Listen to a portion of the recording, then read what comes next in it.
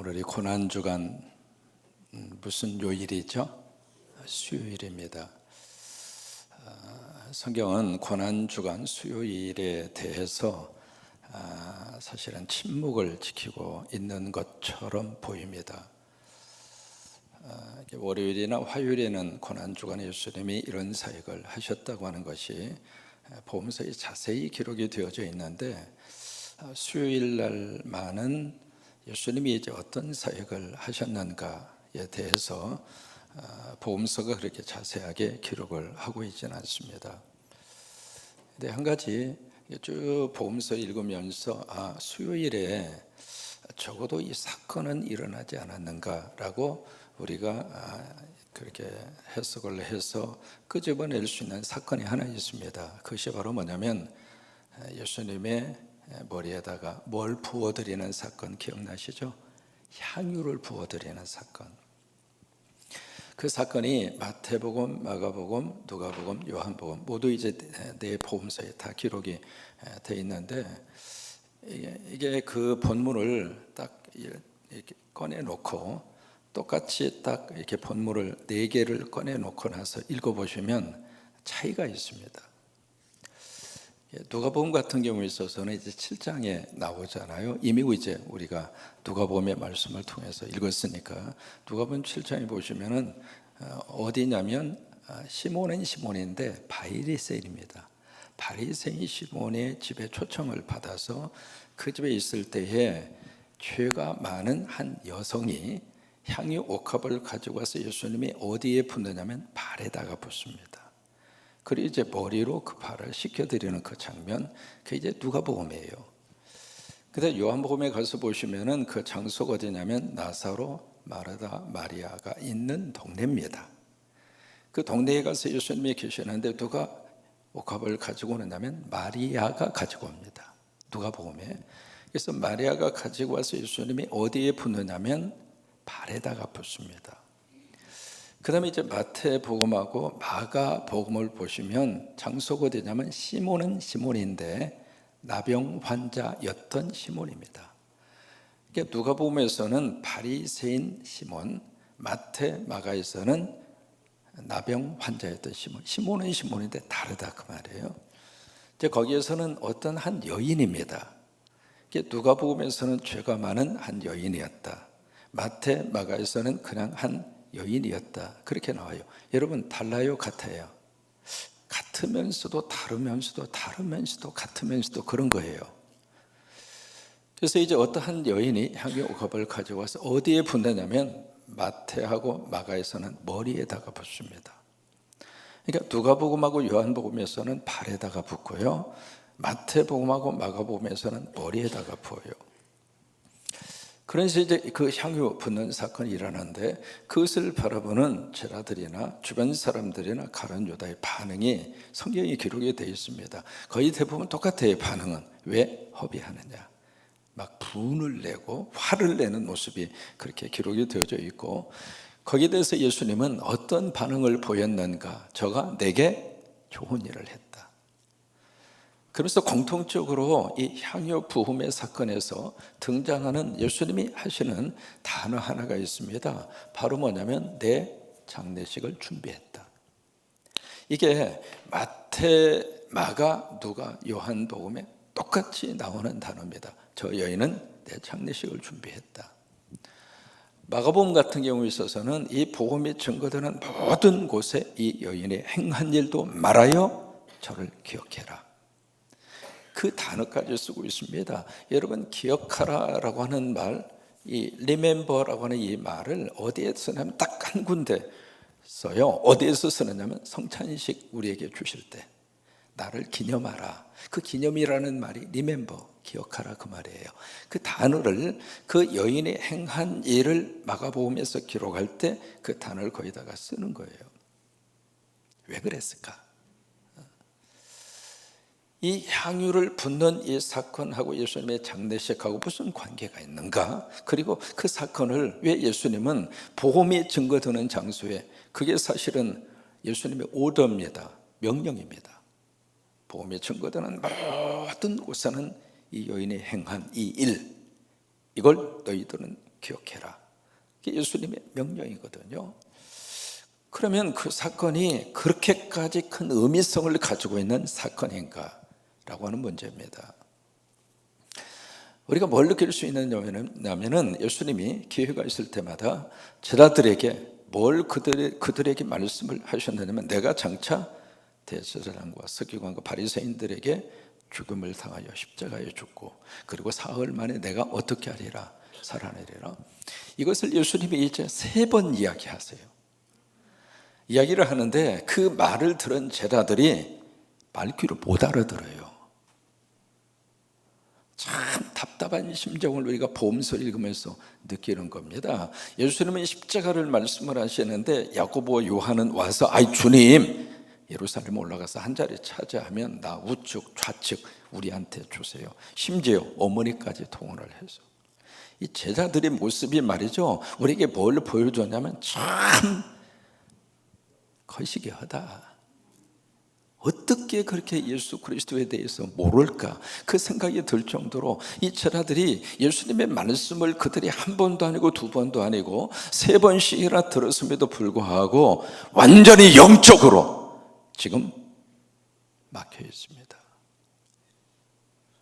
여러분 설교를 많이 들었다고 해서 믿음이 생기는 건 아니에요. 열려야 합니다. 교회에 가까이 있다고 해서 믿음이 성장하고 믿음이 제대로 이루어지는 것이 아니라 진정한 복음의 의미를 깨달아야 돼요. 그런데 이 제자들은 그걸 몰랐습니다. 모르는 것이 아니라 아예 알려고 하지도 않았습니다. 그러니까 엉뚱한 소리나 퉁퉁 하고 있는 거예요. 그런데 유일하게 예수님의 십자가의 의미를 안 사람이 이 여인입니다. 이 여자 외에는 예수님의 십자가의 의미, 예수님의 죽음의 의미를 정확하게 알고 받아들이고 믿은 사람이 없었어요. 이 여성이 최초입니다. 여러분 좀 이해가 되세요? 그래서 이 향유 부음의 사건을 복음이 증거되는 장소마다 전하라 이 말이에요. 여러분 십자가가 여러분에게 내 십자가로 와 닿으시기를 축복합니다. 찬송하면서 그 십자가가 내 십자가고 왜요? 내 죄 때문에 돌아가셨다고 하는 것이 믿어져야 십자가가 내 사건이 되는 겁니다. 그때 거기서의 사건으로 끝나버리면 과거의 역사와 과거의 추억의 한 상징물일 뿐입니다. 근데 그 십자가가 오늘 나를 위해서 내가 지은 죄를 위해서 주님이 십자가 주시고 오늘 내가 지금 허물 때문에 십자가를 주시고 그 사건이 오늘 여기 나의 사건으로 와 닿을 때 그 십자가는 바로 향유를 부어드리는 사건하고 같다 이 말이에요. 여러분 토요일 날 우리가 부활동산에서 예배할 때 참 하나님 앞에 감사하면서 지금 계획하고 있는 것 중 하나가 십자가 점등식입니다. 여러분 그 자리에 다 모이셔서 하나 둘 셋 하면 십자가 점등이 될 거예요.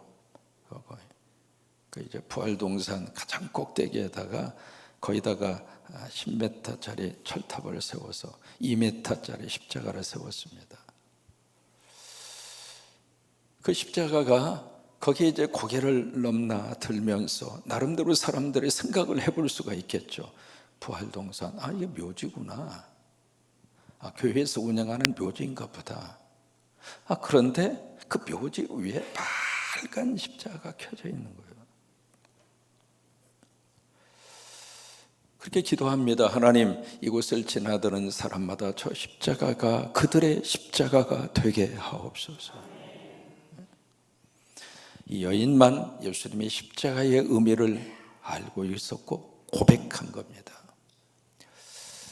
이제 오늘 성경의 말씀은 어제 이제 예수님께서 너희 중에 하나님 나라를 볼 자도 있다 그렇게 말씀을 하셨죠? 어제 기억하시죠? 이제 그러고 나서 오늘 말씀으로 이어집니다. 오늘 본문에 보시면 이 말씀을 하신 후 그 말씀이 바로 위에 27절이에요. 죽기 전에 하나님 나라 볼 자도 있어 그 이야기예요. 그 말씀을 하신 후에 8일에로는 시간이 지난 다음에 예수님이 베드로, 야고보, 요한을 데리고 어디로 뭐하러 올라가요? 기도입니다. 기도. 기도하러 지금 어디로 올라가시냐면 산으로 올라갑니다. 그래서 오늘 본문을 그렇게 이야기하죠. 바로 무슨 산이라고 이야기하느냐면 흔히 뭐라고 무슨 산이라고 그러죠? 변화산이라고 그래요. 변화산 사건이다. 그렇게 이야기하는데 성경 어디를 보아도 변화산이 나와요, 안 나와요? 안 나옵니다. 근데 왜 변화산이에요? 변화되었으니까 변화산이다 이름을 붙이는데 변화산이라고 하는 산은 유대 땅에 없어요. 그래서 이제 추측을 하는 것뿐입니다. 과연 이 산이 무슨 산일까? 그래서 이제 다볼산 그렇게 말하기도 하거든요. 해발 588m입니다. 이 다볼산 참 특이하게 되어져 있습니다. 이렇게 종을 엎어놓은 것처럼 되어 있어요. 그래서 어디서나 다 볼 수 있다고 그래서 다볼산 그렇게 이름을 붙이는데 그 다볼산으로 그렇게 추측을 합니다만은 다볼산이라고 정확하게 지명할 수는 없어요. 그냥 산이에요. 그 산에 기도하기 위해서 이제 올라가신 겁니다. 그래서 베드로, 야고보, 요한을 함께 데리고 올라가죠. 그러면서 기도하는 중에 29절입니다. 어떤 역사가 나타나는가? 용모가 변합니다. 이 용모가 변했다는 이야기는 예수님의 얼굴 자체가 얼굴의 질이 바뀌어졌다 이 말이에요. 여러분 여기에 용모가 변화되었다라고 하는 이 부분에서 우리에게 뭘 보여주느냐면 지금 하나님 나라를 보여주는 거거든요. 천국을 보여주는 거라 그 말이에요. 여러분 천국에 가고 우리가 부활하면 우리 현재 있는 모습 그대로 다시 살아나는 게 아닙니다. 바꿔집니다. 질적인 변화가 일어납니다. 예를 들면 평생을 신체 부자유자로 그렇게 살다가 예수 믿고 그리고 구원받고 그 다음에 나중에 부활하는데 그 모습 그대로 부활한다고 생각해 봐요. 그건 아니잖아요. 그 모습을 여기서 예수님의 모습을 통해서 우리에게 보여주는 거예요. 여러분들이 부활할 때는 질적으로 바뀌어집니다. 용모가 바뀌어집니다. 감사하잖아요. 나이 들어서 이제 얼굴도 좀 이렇게 주름살도 생기고 그리고 머리도 풍성했는데 머리도 어딘가 도망가 버리고, 왜냐면 예수님이 너무 머리를 많이 쓰다듬어 주셔가지고 그래서 이제 머리도 좀 도망가고 그런 모습으로 우리가 살다가 하나님이 불러서 우리가 가잖아요. 간 다음에 그 모습 그대로 부활한다면 조금 거시기 하잖아요. 너무 좋은 하나님의 형상으로 그렇게 우리가 변한다 이 말이에요. 그걸 보여주는 거예요. 그래서 예수님의 용모가 그렇게 변하고 그 다음에 옷이 휘어져서 광채가 납니다. 그런데 그 다음 30절에 문득 두 사람이 등장합니다. 첫 번째 사람은 모세고 두 번째는 엘리야입니다. 이 두 사람이 지금 갑자기 등장을 해요. 자 보세요. 모세는 누구인가? 바로 이스라엘 백성들을 애굽에서 끄집어낸 구원의 시작입니다. 엘리야는 누군가? 바로 이스라엘 백성들에게 구원과 심판의 메시지를 전한 하나님의 종입니다. 모세는 율법을 의미하고 엘리야는 선지적인 예언적인 것을 의미합니다. 이 두 사람의 죽음이 아주 독특합니다. 모세는 하나님께서 어디다가 묘지를 남겼는지 알 수 없을 정도로 하나님이 장례식을 치러버렸어요. 엘리야 같은 경우에 있어서는 죽음을 보지 않고 회오리 바람을 타고 하늘로 올라갑니다. 이게 모세와 이 엘리야는요 바로 유대 역사의 시작과 끝이에요. 그러니까 모세와 엘리야가 나타났다는 이야기는 이스라엘 전체가 나타났다 그 말이에요.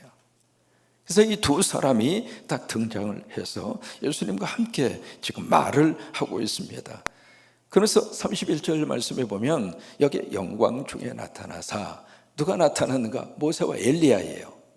그러니까 두 사람이 나타나서 무슨 이야기를 하느냐면 장차 예수께서 예루살렘에서 어떻게 할 거라고, 별세라고 하는 단어를 써요. 별세라고 하는 단어.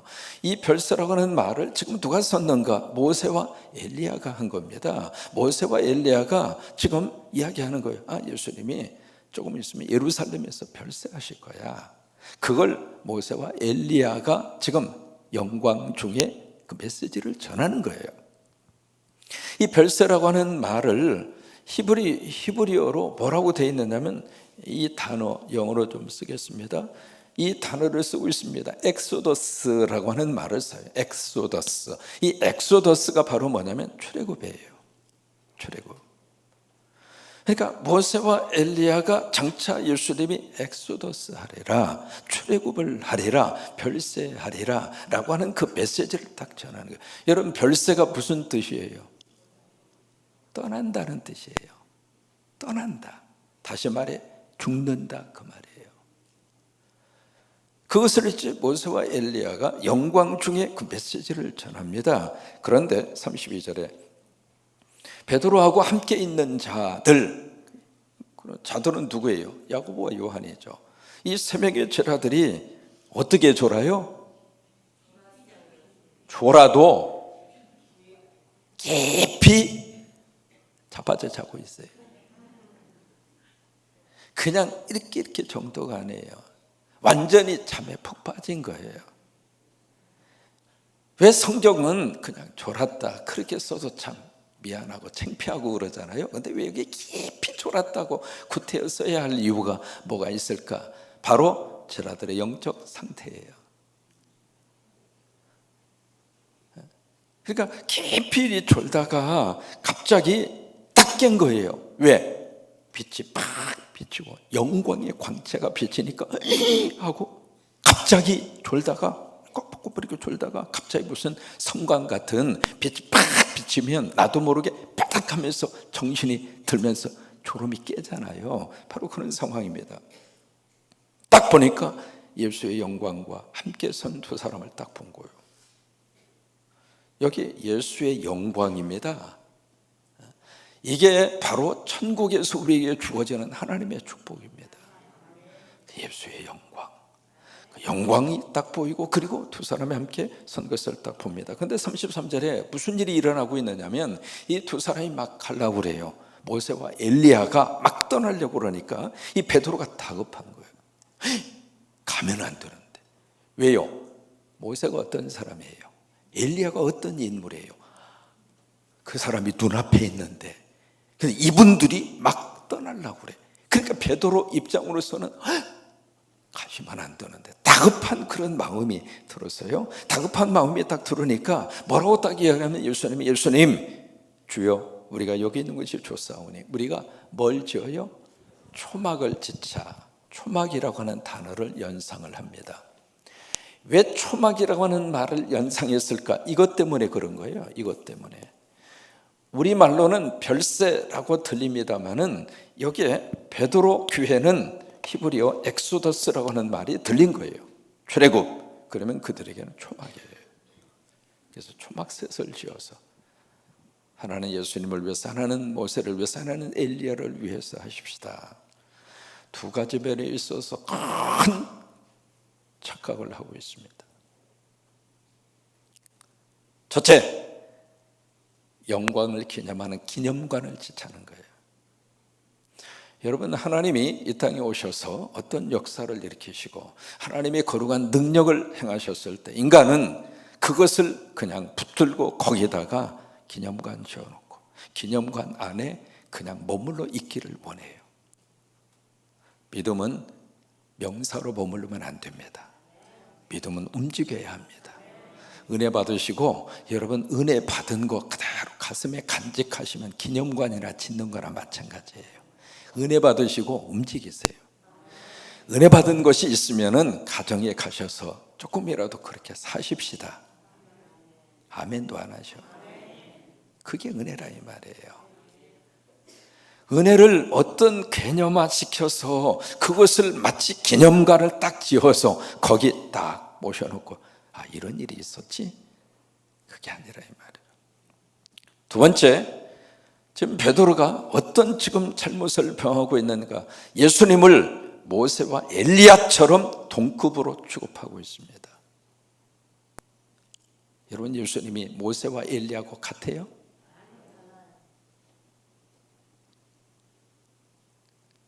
그래서 베드로가 그래서 성경은 뭐라고 기록을 하냐면, 성경을 보시면은요, 참 그 내용을 그대로 성경 속에다가 담아놓고 있습니다. 33절 그 부분에 보시면, 자기가 하는 말을 자기도 알지 못하다, 제정신이 아니었다 그 말이죠.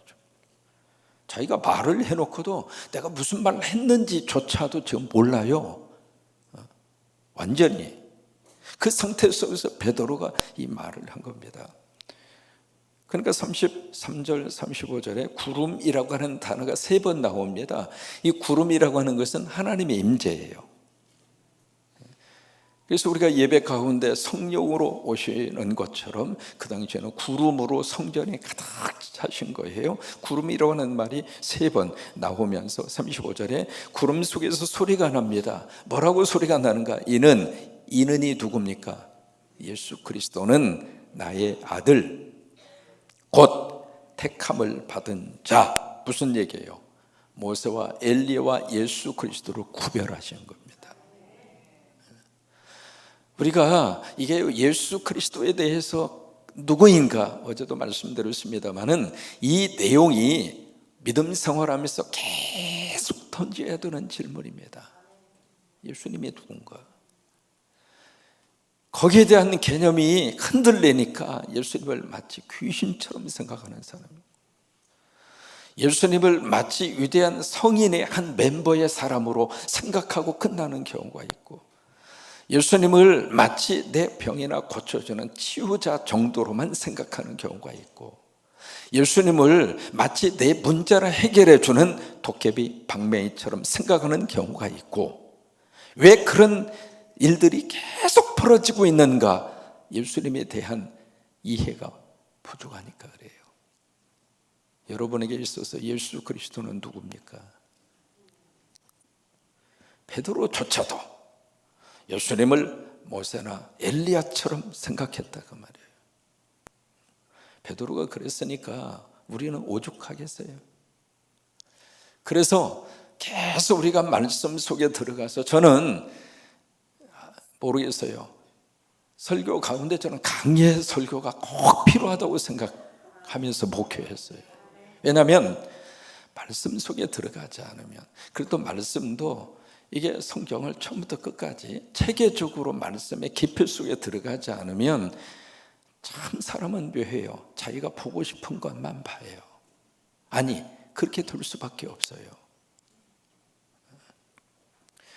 근데 강의 설교를 하면서 제가 뼈저리게 느낀 게 있습니다. 바로 뭐냐면, 말씀의 깊이는 내가 생각하고 내가 알고 있는 지식의 범위를 훨씬 뛰어넘는 거예요. 강의 설교를 하다가 보면 참 피하고 싶은 본문이 한두 가지가 아닙니다. 씨름해야 되는 게요, 그래도 고집스럽게 강의 설교를 하고 고집스럽게 말씀의 맥을 이어가야 할 이유가 있다면 바로 그 점이에요. 예수가 누군가. 그래, 베드로에 대해서 하나님이 모세와 엘리야와 예수 그리스도에 대한 모습을 구별을 시킵니다. 그러면서 하나님, 이는 내 아들이야. 모세, 엘리야 아니야. 그들은 내가 보낸 자이고 그들은 내가 잠깐 썼던 나의 종들이지만 이건 내 아들이야. 종하고 아들을 같이 취급하고 있는 누를 베드로가 범하고 있어서 이 말씀을 하시는 겁니다. 이는 내 아들이야. 곧 내가 택함을 받은 자니, 이 택함을 받았다는 말이 메사이아, 그리스도라고 하는 뜻이에요. 그게 너희는 그의 말을 들어라. 그러면서 36절 말씀에, 36절은 같이 한번 읽습니다. 소리가 그침에 오직 예수만 보이더라. 제자들이 잠잠하여 그 본 것을 무엇이든지 그때에는 아무도에게도 이르지 아니하니라. 뭔만 보였어요? 예수만 보인 거예요. 예수만. 어거스틴이 하나님 앞에 기도합니다. 기도하는 가운데 주님이 나타나셨어요. 그래서 어거스틴에게, 어거스틴아, 참 나의 사랑하는 종아, 내가 너에게 뭘 해줄고, 참 기도 가운데 그런 하나님의 환상과 하나님의 음성을 들을 수 있으면 얼마나 큰 축복이에요. 그래서 어거스틴이 그런 경험을 합니다. 내가 너에게 뭘 줄고. 그러니까 어거스틴이 잠깐 기도하다가 했던 유명한 말이 있습니다. 주님, 나는 주님 한 분만 원합니다. I want the Lord. I want the Lord. 난 주님만 원합니다. 우리는 참 원하는 게 너무 많잖아요. 이것도 원하고 저것도 원하고 저것도 원하고 다 원하는데 사실은 주님만 있으면 다 채워지는 거예요. 다른 거 다 있는데 예수가 빠져버리면 그게 그 허전함과 그 공간을 뭘로 메꿔요? 근데 다른 것은 좀 부족하더라도 부족한다 느끼는 그 순간에 예수로 채워지면 우리 인생은 행복하다 이 말이에요. 나 주님 원합니다. I want the Lord. 나 주님 원합니다. 우리 기도의 수준이 거기까지 올라가시기를 바라고, 이 고난주간에 여러분들의 영성이 거기까지 올라가시기를 바랍니다. 초막이나 궁궐이나 내주에서 모신 곳이 그 어디나 찬송은 하는데 삶 속에서는 에이 주님, 궁궐이 있어야 천국이지 초막은 천국 아니에요. 예수님이 있든 없든 상관없어요. 주님 궁궐만 주세요. 우리 삶이 그렇다 이 말이에요. 아니에요. 예수가 있는 곳이 천국이고 예수를 모시고 사는 것이 인생의 행복이고 예수로 만족하는 것이 진정한 인생의 만족이에요.